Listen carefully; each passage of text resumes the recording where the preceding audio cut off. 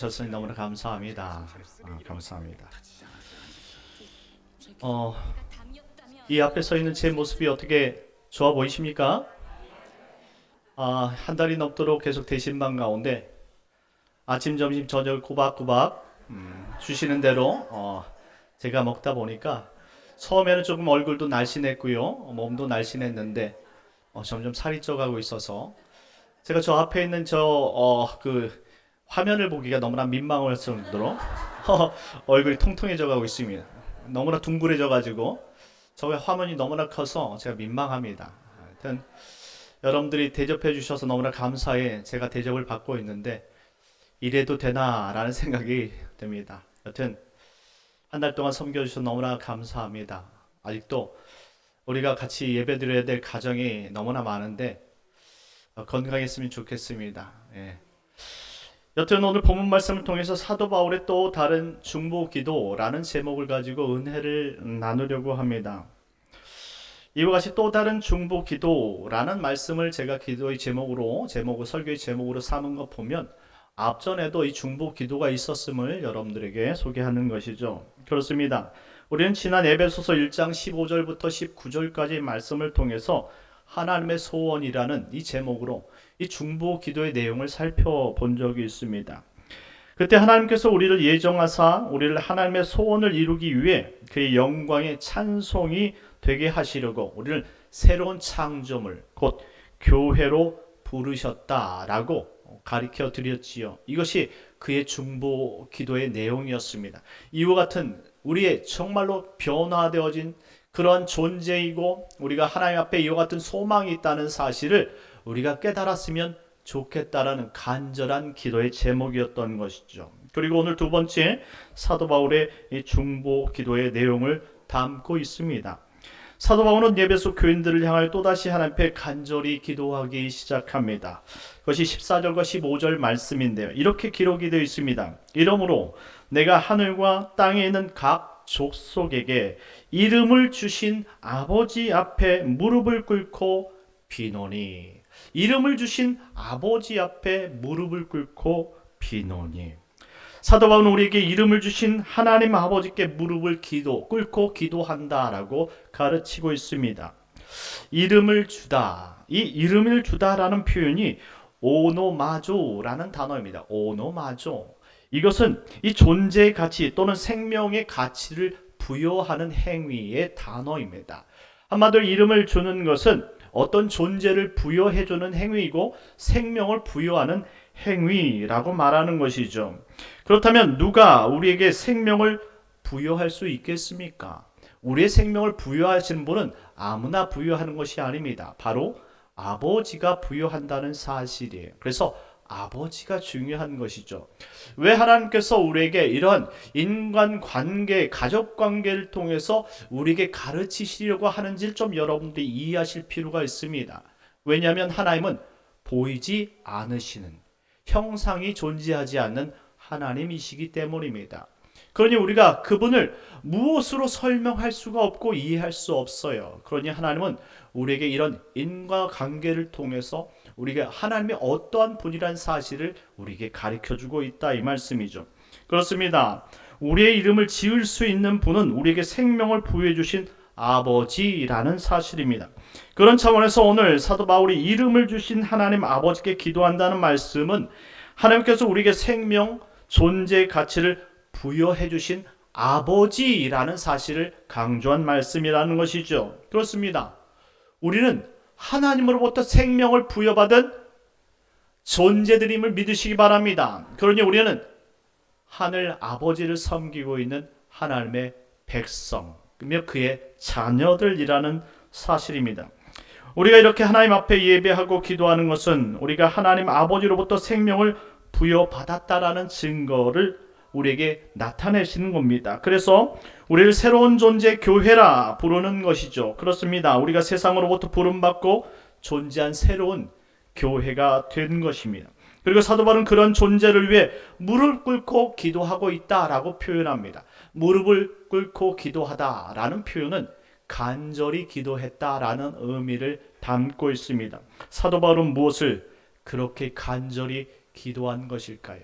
그래서 우리가 오늘 이 배울 말씀이 사도 바울의 이 중보기도 가운데 세 가지입니다. 첫 번째, 속사람의 강건함을 위해 기도했습니다. 속사람의 강건함을 위해 기도했다라는 것이죠. 16절 말씀 우리 다 같이 한번 읽어보도록 하겠습니다. 16절입니다. 시작. 그의 영광의 풍성함을 따라 그의 성령으로 말미암아 너희 속사람을 능력으로 강건하게 하시오며. 아멘. 속사람, 이 속사람이란 말은 육체의 반대적 개념입니다. 한마디로 우리 내면에 있는 영혼을 가리킬 때 사용하는 단어인 것이죠. 우리가 인간은 이 육체만 가진 동물이 아니라는 것을 잘 알고 있습니다. 인간은 이 육체와 영혼을 가진 존재라는 사실이죠. 그래서 우리를 영적인 존재라고 표현하는 것입니다. 그런데 오늘 성령으로 말미암아 속사람을 능력으로 강건하게 해달라는 것입니다. 한마디로 우리 그리스도 안에는 성령 하나님께서 이미 함께 존재한다는 사실을 전제하고 있다 이 말입니다. 여러분 안에 하나님의 성령이 존재하는 줄 믿으시기 바랍니다. 그것을 우리가 어떻게 알 수 있습니까? 고린도전서 3장 16절 말씀해 보니까 우리 안에 하나님의 성령이 함께 하시는 것을 알지 못하느냐라고 우리에게 더 질문을 했던 사도 바울의 그 질문을 생각해 보면 알 수 있어요. 우리가 하나님을 영접하게 되어지면 하나님께서 선물로 성령을 우리에게 부어주신 줄 믿으시기 바랍니다.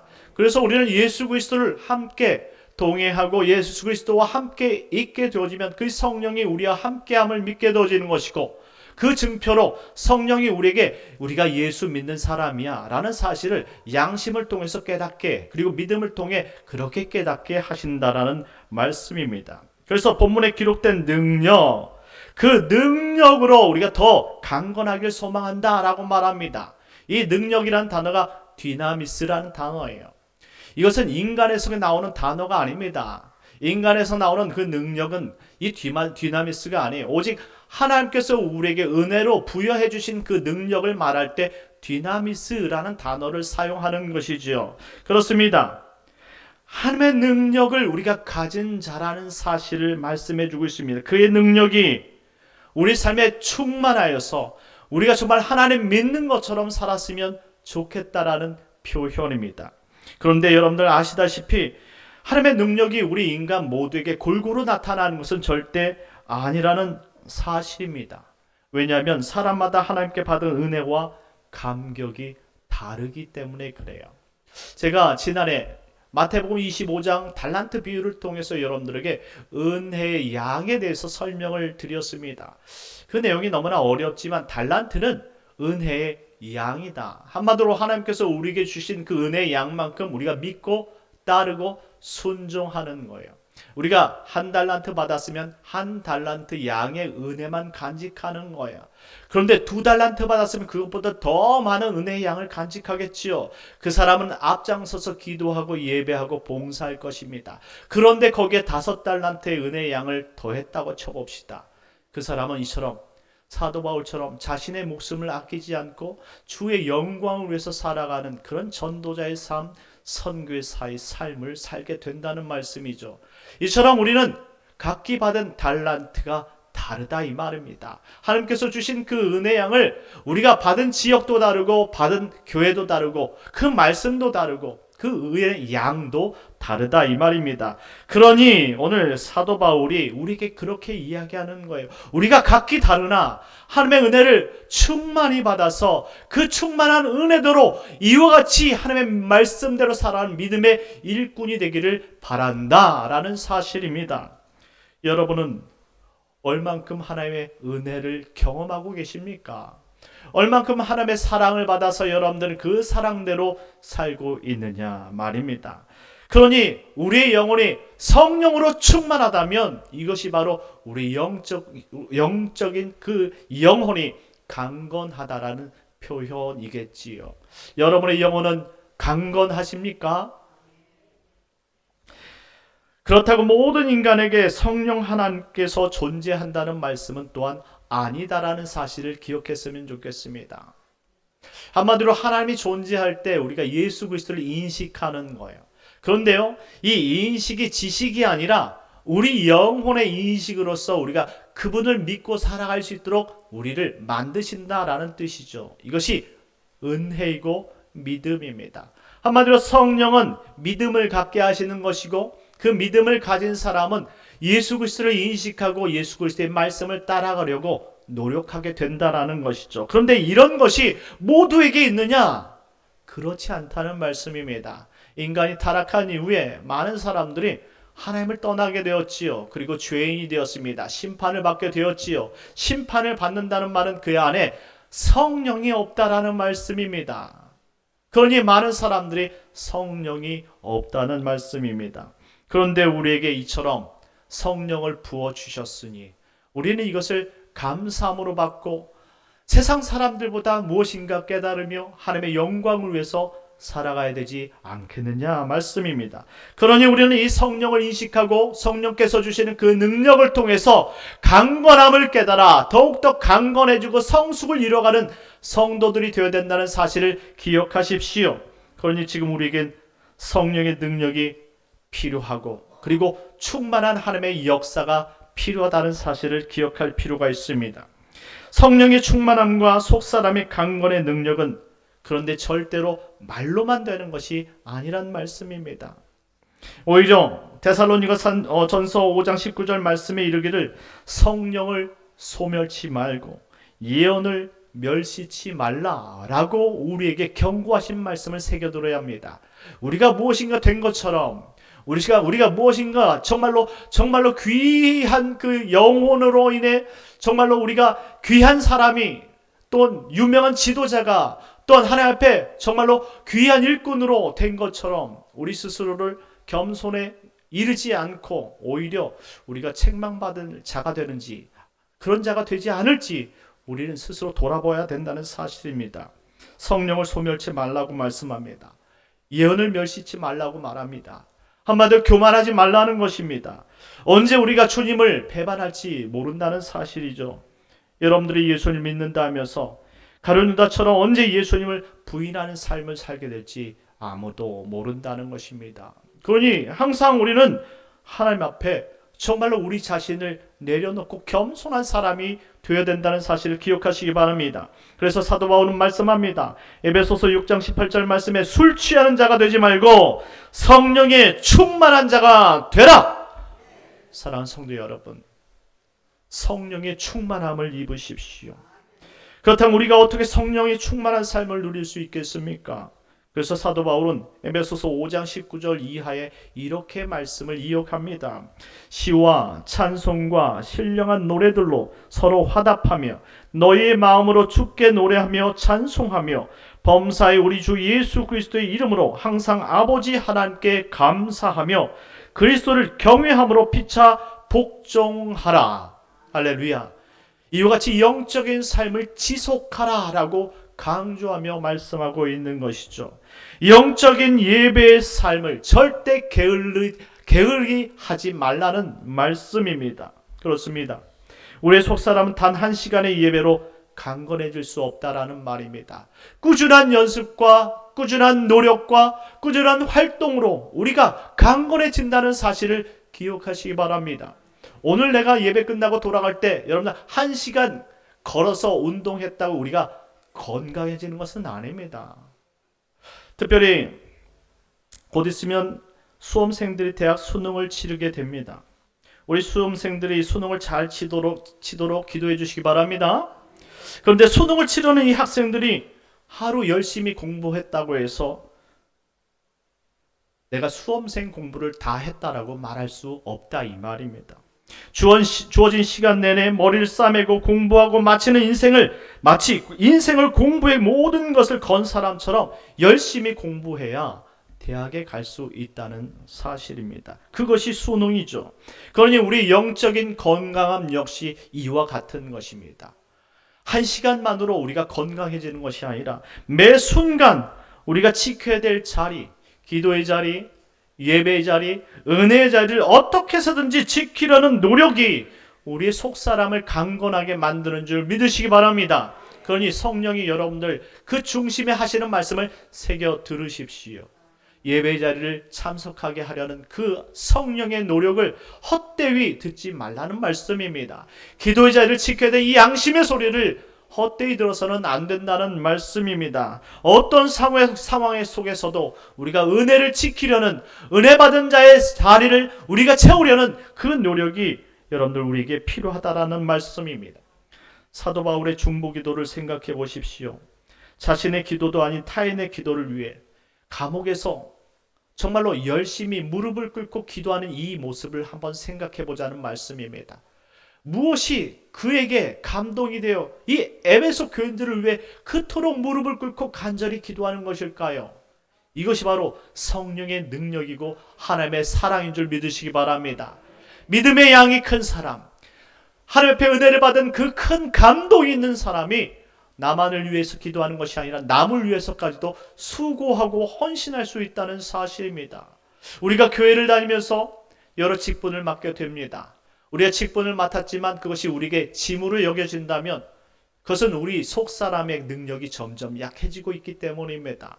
우리 속사람이 강하면 강할수록 우리에게 맡겨진 직분이 무엇이라 할지라도 우리는 그것을 감당할 능력이 있다는 사실을 기억하시기 바랍니다. 이것을 우리 다른 표현으로 성령 충만이라고 말하지 않습니까?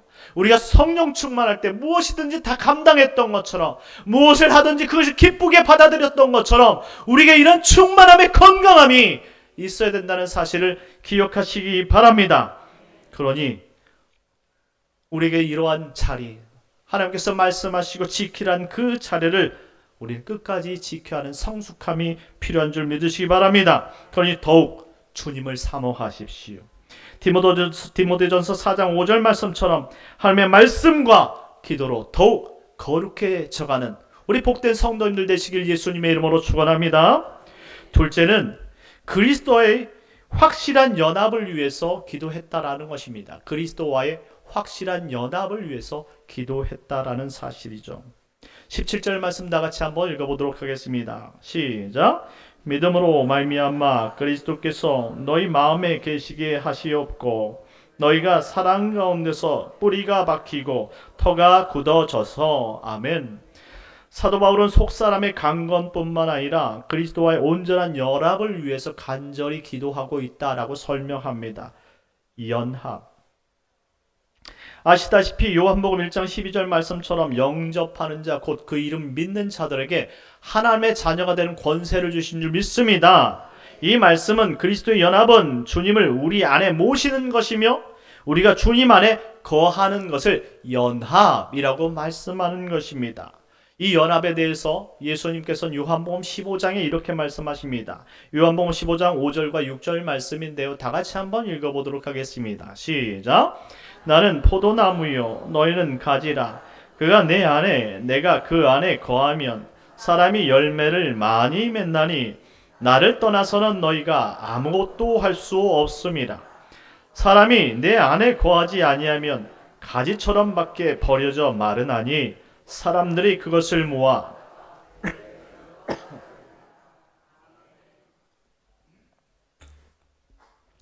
예수님은 자신을 포도나무라고 설명합니다. 그리고 우리를 가지라고 부르셨습니다. 혹시 포도나무에서 떨어져 있는 가지를 보신 적이 있습니까? 포도나무에서 떨어진 가지. 우린 이 가지를 땔감이라고 부릅니다. 땔감. 그것을 포도나무라고 부르지 않는다 이 말입니다. 그러니 오늘 예수님의 말씀하시는 이 포도나무와 이 가지의 비유는 당연히 나무 안에 이 가지와 연합되어졌다는 사실을 강조하고 있는 말씀입니다. 하나로 묶여져 있다는 사실을 강조한 말씀입니다. 그러니 우리가 포도나무이며 또 포도나무의 열매를 맺는 것은 당연하다라는 사실을 강조한 말씀이에요. 지금 예수님과 동행하는 제자들을 사람들이 생각할 때에 따로 떼어서 생각할까요? 예수님과 상관없는 사람처럼 그렇게 부르고 생각할까요? 아닙니다. 예수님과 동행했던 이 12제자를 예수님의 무리라고 말하고 있습니다. 한마디로 예수님과 떼어서 생각할 수 없는 사람이라는 거예요. 바로 제자들이 그렇다라는 것이죠. 예수님이 포도나무라면 우리는 그냥 포도나무인 것입니다. 우리를 가지라고 생각하지 않아요. 그렇기 때문에 포도나무에서 포도 열매가 맺힌다라고 우리는 생각하는 것입니다. 포도나무 가지에서 열매를 맺는다라는 것은 이론적인 이야기지요. 우리가 봤을 땐 모두가 다 포도나무에서 열매를 맺는다라고 말하는 것입니다. 그런데 가지라고 따로 떼어 설명할 때는 이미 그 가지가 떨어져 있기 때문이라는 사실이죠. 연합이라는 것이 이처럼 따로 떼어서 설명할 수 있는 것이 아니라는 거예요. 우리가 주님 안에 있든지 주님이 우리 안에 있다면 그것은 우리가 포도나무이고 결과적으로 하나님께서 우리를 통해 열매를 맺게 하신다는 사실을 기억하시기 바랍니다. 그러니 우리가 기억할 것이 있습니다. 바로 열매라는 사실이죠. 우리가 포도나무에 거해 있는 가지라면 반드시 열매를 증거로 맺는다는 사실을 기억하십시오. 열매는 우리가 예수님과 붙어 있다는 삶을 증명해주는 표예요. 그러니 우리는 삶에 열매가 필요하다는 것입니다. 그렇다면 열매는 무엇이겠습니까? 우리가 맺어야 될 열매는 무엇이겠느냐라는 것입니다. 바로 예수 그리스도의 성품, 그리고 예수님의 모습을 우리의 열매인 줄 믿으시기 바랍니다. 그렇습니다. 우리가 맺어야 될 것은 예수님의 성품과 그 모습들을 닮아가는 거예요. 어떻게 해서든 예수님의 우리 삶 통해서 나타나게 보이는 삶이 우리가 중요한 것이고 우리 신앙 삶의 목적이라는 사실입니다. 이것을 배우는 것이 바로 연합의 삶이라는 것이죠. 자, 지금 사도 바울이 기도하는 것이 무엇입니까? 그리스도의 사랑 안에서 뿌리가 박히고 터가 굳어져야 한다라고 말하지 않습니까? 왜 뿌리를 박고 그리고 털을 굳게 해야 된다고 말씀하고 있습니까? 그것은 바로 농부가 포도나무를 손질해 주는 그 이유가 좋은 열매를 맺게 하기 위해서라는 사실입니다. 한마디로 지금 사도 바울이 우리를 위해서 기도하시는 그 이유가 뭐냐면 우리가 진짜 포도나무라는 사실을 알고 포도 열매를 맺어야 되는 존재라는 사실을 깨닫고 결국 우리가 성숙함으로 말미암아 포도 열매를 더 극상품으로 만들어내기 위해서 우리를 위해 기도하고 있다라는 사실을 깨닫게 한다는 말씀입니다. 그렇습니다. 우리가 지금 해야 될 것이 무엇입니까? 우리가 포도나무에 붙어있는 가지라면 열매를 맺는 그런 신앙의 삶이 필요하다라는 것입니다. 이것이 바로 우리에게 주어진 목적이고 이 목적을 이룰 때에 하나님께서 우리를 칭찬해 주신다는 사실을 기억하시기 바랍니다. 이것을 우리가 성장이라고 말할 수 있지 않겠습니까? 여러분들이 포도나무를 심으면 그 즉시 열매를 맺는 그런 포도나무를 보신 적이 있습니까? 시간이 필요해요. 정성이 필요하지 않습니까? 우리도 예수를 믿은 후에 열매를 맺기 위해선 시간과 정성이 필요하다 이 말입니다. 그런 정성과 시간을 들이지 않고 어떤 열매를 우리가 하나님 앞에 드릴 수 있겠느냐 이 말입니다. 그래서 하나님의 우리를 그 순간 예수 믿고 나서 열매를 달라고 말하지 않아요. 그 열매는 우리가 언제 하나님께서 찾으시는 겁니까? 바로 주님이 우리를 부르시는 그날 그 열매를 찾으신다고 말씀하는 것입니다. 그러니 우리 이 땅에 살아가는 동안에 우리는 예수 그리스도의 열매를 맺어가야 된다는 사실을 반드시 기억하십시오. 그렇다면 여러분들 지금 어떤 열매를 맺고 있는지 여러분 스스로를 돌아볼 수 있는 삶이 필요하다라는 것입니다. 사랑하는 성도 여러분, 정말 예수님께서 원하시는 예수님의 열매를 맺기를 예수님의 이름으로 축원합니다. 마지막 세 번째는 그리스도께로 자라나는 성숙함을 위해 기도하였다라고 말합니다. 그리스도께로 자라나는 성숙함을 위해 기도하였다. 18절 말씀 다 같이 한번 읽어보도록 하겠습니다. 18절입니다. 시작. 능히 모든 성도와 함께 지식에 넘치는 그리스도의 사랑을 알고. 아멘. 본문에 기록된 이 지식이란 단어가 그노시스란 단어예요. 이것은 일반적인 지식, 우리가 무엇인가 이 배우고 또 읽고 듣고 하면 깨달을 수 있는 지식을 그노시스라고 말하는 것입니다. 그런데 사도 바울은 그런 보편적인 지식에 넘치는 그리스도의 사랑을 알라라고 말합니다. 한마디로 우리가 일반적으로 세상 사람들이 알고 있는 성경적 지식에서 끝나는 삶이 아니라는 거예요. 여기에 넘치는 그리스도의 사랑의 지식이 필요하다는 사실을 가르치고 있다는 것이죠. 그러니 우리는 교회만 다니는 것이 중요한 것이 아니에요. 물론 여러분들이 교회 나와서 예배드리는 것은 너무나 귀하고 소중한 일입니다. 이 예배를 통해서 하나님께서 영광 받으시는 줄 믿으시기 바랍니다. 그런데 더욱 중요한 것은 여러분의 삶에 하나님의 은혜가 촉촉히 심겨져야 한다는 것입니다. 하나님의 말씀이 심겨지고 그 말씀을 통해서 여러분들이 움직이게 되어지고 여러분들이 그리스도의 일꾼으로 여러분들이 영향력을 끼칠 수 있을 때 이 예배가 더욱더 하나님의 영광 돌려진다는 사실을 기억하셔야 한다는 말씀입니다. 그러니 단지 우리가 예수를 알고 있는 지식에 머물러서는 절대 안 된다는 것입니다. 세상 모든 사람들도요, 단편적인 성경 지식은 다 알고 있어요. 다윗과 골리앗도 알고요. 아멘이라는 것도 알고요. 천지를 창조했다는 창조설이 우리 성경 안에 담겨 있다는 거 다 알고 있고요. 그리고 예수님이 존재했다는 것을 알고 있고 이스라엘에서 태어났다는 것도 다 알아요. 그리고 아담과 하와를 알고 있고요. 그의 범죄로 인해서 세상이 타락했다는 건 다 알고 있다고요. 그런데 그 알미 무엇이냐 이 말입니다. 그것은 그들에게 있어서 지식일 뿐 하나님 앞에 아무것도 아니라는 것입니다. 하나님은 그런 알에 대해 관심도 가지지 않아요. 하나님께서 관심 갖는 것은 오직 우리에게 내대전 변화, 하나님을 온전히 특별하게 알고 따라가는 그 성령의 놀라운 변화의 능력, 우리가 정말 예수 믿고 난 기쁨, 그리고 예수 믿는 그 사랑, 그 은혜, 그 간절함, 이와 같이 예수를 믿고 난 후에 배우게 되어지는 참된 성령의 지식에 하나님이 우리에게 관심을 가지고 있다 이 말입니다. 그러니 성경의 단지 단편적인 그런 지식을 알았다고 해서 내가 하나님을 잘 안다고 생각하지 마십시오.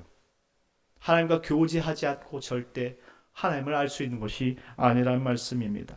그래서 오늘 사도 바울은 넘치는 그리스도의 사랑을 알라라고 말하고 있습니다. 이 넘치다라는 단어가 휘페르발로라는 단어인데요. 좀 어렵지요. 초월하는 뜻을 의미하고 있어요. 초월하는 그리스도의 사랑. 우리가 일반적으로 세상 사람들이 알고 있는 그런 성경적 지식이 아니라 하나님께서 우리에게 직접 주신 그 사랑을 넘치도록 알라라고 말씀하고 있는 것입니다. 그래서 성경에선 에피그노시스라고 말합니다. 이것은 4장에 가면 여러분들에게 설명해 드릴 텐데요. 곧 예수 그리스도에 대한 특별한 지식이에요. 예수가 나에게 의미를 준 그 지식들, 삶 속에서 터득되어지는 그 경험의 지식들, 이것을 알아야 된다는 것입니다. 그러니 살아있는 예수를 만날 때 내가 의미가 있는 것 아니겠습니까? 거듭남이라는 것은 내가 성경의 지식을 아는 것이 아니라 주님이 나의 구주가 되어지고 주님이 내 안에 들어왔을 때 그것이 거듭남이라고 말하는 것입니다. 그런 거듭남의 참된 지식은 주님이 나에게 찾아오시지 않고는 절대 알 수 없는 지식이란 말씀입니다. 그러니 우리가 수십 년을 예수님을 믿는 것이 교회만 다니는 것에서 국한되어진다면 그것은 바른 지식이 아니란 말씀입니다. 하나님의 말씀을 더욱 깊이 알아가는 재미를 가져야 하고 기도의 재미를 가져야 하고 특별히 우리의 은사를 통해 주어진 봉사도 재미를 가져야 하는 그런 은혜의 경험들이 충만히 있어야 되는 줄 믿으시기 바랍니다. 우리 찬양대가 왜 저렇게 열심히 찬양합니까? 특별히 목소리가 좋아서 저렇게 모신 겁니까? 아니에요. 하나님께서 주신 은혜가 찬양하지 않으면 안 되기 때문에 찬양대로 부른 줄 믿으시기 바랍니다. 제가 오늘 예배를 드리기 위해서 저 1층에 들어온 입구에 우리 새가족부가 이쁘게 단장하고 앉아서 저를 맞이해 줬습니다. 이런 이쁜 모습을 저만 보는 것이 아니라 우리 동네와 우리 주민들이 보면 얼마나 좋겠습니까? 왜 저렇게 수고하는 겁니까? 저 때문입니까? 아니잖아요. 바로 하나님의 영광을 위해서 수고하는 줄 믿으시기 바랍니다. 은혜가 없이 이러한 일을 어떻게 수고를 자처할 수 있겠습니까? 여러분들 이제 예배를 마치고 카페에 들어가면 여러분들 카페에서 봉사하시는 분들을 보실 겁니다. 혹시 그분들이 그분일 것 같지만 그래도 그렇게 봉사하는 이유가 무엇입니까? 바로 그리스도의 사랑이 무엇인가 자신의 자리를 채워야 된다는 그 은혜를 주었기 때문에 그 자리에서 봉사하게 되는 줄 믿습니다. 여러분들 앞서 나와서 열심히 봉사하는 우리 선생님들을 생각해 보십시오. 차량을 봉사하시는 분들을 생각해 보십시오. 누가 여러분들 이 열심을 돈을 주고 산 것이 아니란 말씀입니다. 그럼 애들도 이렇게 수고하는 이유는 그들이 예수님을 만났기 때문인 줄 믿습니다. 예수님을 믿는 그 믿음이, 그 감동이, 그 은혜가 나를 변화시키는 것이고 특별한 하나님과의 관계를 맺어가는 살아있는 지식을 만드는 것입니다. 이것을 에피그노시스라고 말하는 거예요. 그 사랑이 넘쳤으면 좋겠다라는 거예요. 그래서 지금 자기 지금과 같이 비록 남들은 이해할 수 없겠지만 옥에 갇혀서 남들을 위해 기도한다는 사실을 누가 좋아하겠습니까? 세상 사람들 참 어처구니가 없다. 자기 자신을 어떻게든지 빠져나갈 궁리를 안 하고 남들을 걱정하고 있으니 참 딱하다 딱해 이렇게 생각할 수 있지 않겠습니까? 그런데 우리 예수 믿는 사람은 그것이 중요한 것이 아니에요. 내 자신이 중요한 것이 아니라 나를 통해 구원을 이루시고 나를 통해 하나님의 영광을 받으신 그분이 너무나 중요한 것입니다. 그러니 우리는 살아도 나를 위해서 사는 것이 아니라 주를 위해서 살고 죽어도 주를 위해서 죽나니 모든 것이 하나님의 은혜인 줄 믿으시기 바랍니다. 이것이 바로 신앙의 성숙함입니다. 고린도전서 3장 13절 이하에 우리가 마지막 날에 그리스도 위에 쌓은 공력이 나타날 것이라고 말씀합니다.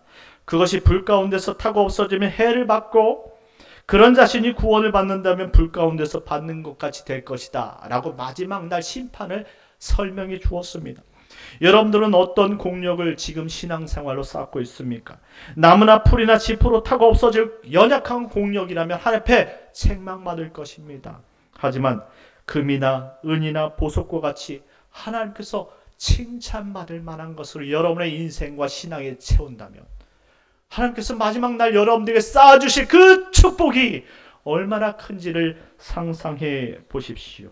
우리 다 같이 19절 말씀을 읽도록 하겠습니다. 19절입니다. 시작. 그 너비와 길이와 높이와 깊이가 어떠함을 깨달아 하나님의 모든 충만하신 것으로 너희에게 충만하게 하시기를 구하노라. 아멘. 사도 바울이 에베소 교인들을 위해 성숙한 성도, 성장하는 교회가 되도록 신앙 성장을 위한 특별한 제안을 한 것입니다. 그 너비와 길이와 높이와 깊이가 어떠함을 깨달아 하나님의 모든 충만하신 것으로 너에게 충만하게 하시기를 구하노라. 할렐루야. 이 문장을 한번 다시 띄워주시겠습니까? 20세기 위대한 설교자이며 목회자였던 이 존 스토틀은 이 본문의 말씀을 이렇게 설명하였습니다. 그리스도의 사랑은 모든 인류를 포함할 만큼 넓으며 영원히 지속될 만큼 길고 가장 타락한 죄인을 변화시킬 수 있을 만큼 넓으며 그를 하늘에 올릴 만큼 높다. 아멘. 그렇습니다. 사도 바울이 지금 기록한 그 너비와 길이와 높이와 깊이는 모두 그리스도의 사랑과 관련되어진 단어여 문장이라는 것을 알 수 있습니다. 결국 우리를 하나님 앞에 성숙하게 만드는 것은 그리스도의 사랑의 너비와 길이와 높이와 길이를 아는 만큼 성숙할 수 있다라는 표현입니다. 그러니 신앙생활에서 가장 중요한 것은 그리스도의 사랑을 넘치도록 깨닫는 것임을 믿으시기 바랍니다. 그렇습니다. 그리스도께서 베풀어 주신 사랑 그리고 하나님의 한량없는 사랑을 우리 영혼에 담아 배우고 깨달을 수만 있다면 우리는 위대한 신앙인이 될 줄 믿습니다. 그리고 사도 바울은 마무리하며 마지막 성령으로 하나님 앞에 영광을 돌리는데요. 20절 21절 말씀 다 같이 읽도록 하겠습니다. 20절 21절 말씀입니다. 시작. 우리 가운데서 역사하시는 능력대로 우리가 구하거나 생각하는 모든 것에 더 넘치도록 능히 하실 이에게 교회 안에서와 우리 예수 안에서 영광이 대대로 영원 무궁하기를 원하노라. 아멘. 할렐루야. 하나님은 언제나 우리의 기도를 들어주시지만 우리가 기도하는 것보다 더욱 넘치게 응답하시는 하나님인 줄 믿으시기 바랍니다. 하나님의 은혜가 이처럼 놀랍고 그리고 넘치는 은혜라는 사실을 여러분들이 이해하셔야 합니다. 사랑하는 성도 여러분, 사도 바울의 중보 기도를 통해 우리 역시 기도의 방향성과 내용이 바뀌어야 된다고 생각합니다. 우리가 시시콜콜하게 기도한 기도를 하나님께서 다 응답해 주셨고 또한 그것보다도 넘치게 응답하신 하나님이라면 언제까지 우리가 우리 자신만을 위해서 기도하는 사람, 속 좁은 사람이 되어야 되겠느냐라는 말입니다. 그러니 이제 기도의 지평을 넓혀서 우리가 나를 넘어 우리 교회 공동체를 위해 기도해야 한다는 사실을 기억하시기 바랍니다. 옆 사람을 위해 기도해야 되고 내 자녀를 위해 기도해야 되고 우리를 넘어서서 우리 이웃을 위해서 우리가 기도할 때 하나님께서 넘치도록 응답하신 그 기도의 능력을 여러분들이 생각하셔야 된다는 말씀입니다. 그러니 우리가 기도의 방법과 방향이 바뀌어지고 대상이 바뀌어진다면 우리는 우리가 감당하지 못할 귀한 영락교회로 부흥 성장해야 될 줄 믿습니다. 그러니 우리는 생각하십시오. 우리는 하나님의 기대를 우리는 생각하고 우리 신앙의 성숙을 이루어 가야 될 것입니다. 마지막 여러분들 한 가지만 말씀드리겠습니다. 퀀텀 리프라는 말이 있습니다. 퀀텀 리프. 이는 대나무가 처음 자라는 4년까지는 이 30cm 정도, 한마디로 이 죽순처럼 보여진다라는 거예요. 자라지를 않는다는 거예요. 그런데 5년 때부터는 폭발적으로 성장한다고 이야기하는데 그것이 10m까지 믿지 못할 정도로 그게 솟아서 자란다고 말합니다. 이처럼 믿지 못하도록 이 폭풍 성장하는 말을 퀀텀 리프라고 말하는 것입니다. 우리가 그렇다라는 말이에요. 우리가 열심히 기도하고 말씀으로 충만하며 주님 앞에 쌓고 또 쌓으면 지금은 당장 자라지 않고 연약한 모습으로 보이겠지요. 하지만 어느 순간 예수 그리스도의 예정의 섭리를 따라 폭발적으로 성장할 때가 돌아온다는 사실을 가르쳐주고 있는 것입니다. 그때가 되어지면 그럴 수만 있다면 우리는 어느 순간 어느 때 어떤 교회도 쫓아올 수 없을 만큼 위대한 교회가 될 줄 믿으시기 바랍니다. 그것은 기도의 능력으로 이루어지는 것입니다. 오직 예수님 말씀을 따르는 삶을 통해서 이루어지는 줄 믿으시기 바랍니다. 이것이 우리의 내공으로 우리의 강함으로 내적 영적 성숙함으로 쌓이고 또 쌓일 때 그것이 어느 순간 폭발해서 우리가 그런 세상의 소망이 되어지고 세상에 영향력을 끼치는 위대한 교회가 될 줄 믿으시기 바랍니다. 우리가 그런 교회 같은 꿈을 꾸는 것은 정말로 놀랍고 아름다운 꿈이라고 생각합니다. 그러니 우리는 이제 이와 같은 꿈을 가지시고 믿음으로 하나님 앞에 나아갈 수 있는 복된 성도님들 되시길 예수님의 이름으로 축원합니다. 하나님 아버지 감사합니다. 주의 은혜가 충만하게 하여 주옵소서. 오늘 이처럼 우리에게 받은 은혜가 넘치면서도 우리가 그 은혜를 깨닫지 못했던 부족한 아버지 성도였음을 고백합니다. 하나님 아버지, 하지만 이제 우리에게 주신 아버지 이 넘치는 은혜를 깨닫고 주님 앞에 하나님 믿음을 쌓고 또 쌓으면 하나님 그 은혜가 폭발하여서 우리가 하나님 아버지 주님 앞에 영광을 돌릴 만한 귀한 일꾼의 성숙한 성도로 변화될 줄 믿습니다. 하나님 우리가 교회가 그런 교회가 되기를 꿈꾸오니 하나님 아버지 기도한 대로 더 넘치도록 하나님께서 응답하여 주셔서 우리 교회가 지역을 살리고 민족을 살리고 열방을 살리는 귀한 교회가 되게 하여 주옵소서. 예수님의 이름으로 기도드리옵나이다. 아멘. 우리 다 같이 일어나셔서